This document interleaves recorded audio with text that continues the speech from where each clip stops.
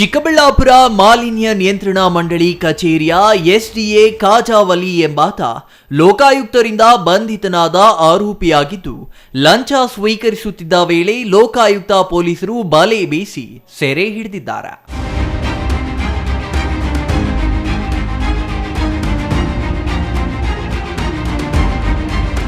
Petrol ಬಂಕ್ಗೆ NOC ನೀಡಲು 3,000 ರೂಪಾಯಿಗೆ SDA ಕಾಜಾವಲಿ ಬೇಡಿಕೆ ಇಟ್ಟಿದ್ದ ಎನ್ನಲಾಗಿದೆ.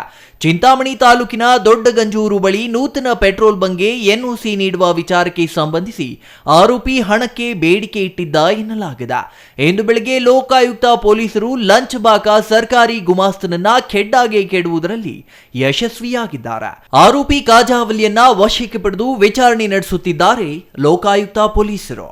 ಚಿಕ್ಕಬಳ್ಳಾಪುರ ಲೋಕಾಯುಕ್ತ ಎಸ್ಪಿ ಡಾಕ್ಟರ್ ರಾಮ್ ಅರಸಿದ್ದಿ ನೇತೃತ್ವದಲ್ಲಿ ಕಾರ್ಯಾಚರಣೆ ನಡೆಸಲಾಗಿದ್ದು, ಚಿಕ್ಕಬಳ್ಳಾಪುರ ನಗರದ ಸರಂವಿ ಜಿಲ್ಲಾ ಕ್ರೀಡಾಂಗಣದ ಬಳಿ ಇರುವ ಮಾಲಿನ್ಯ ನಿಯಂತ್ರಣ ಮಂಡಳಿ ಜಿಲ್ಲಾ ಕಚೇರಿ ಮೇಲೆ ದಾಳಿ ನಡೆಸಿದ ಲೋಕಾಯುಕ್ತ ಅಧಿಕಾರಿಗಳು ಆರೋಪಿಯನ್ನ ವಶಕ್ಕೆ ಪಡೆದಿದ್ದಾರೆ. Jangalahalli Ashwath, CTV news, Chikkaballapur.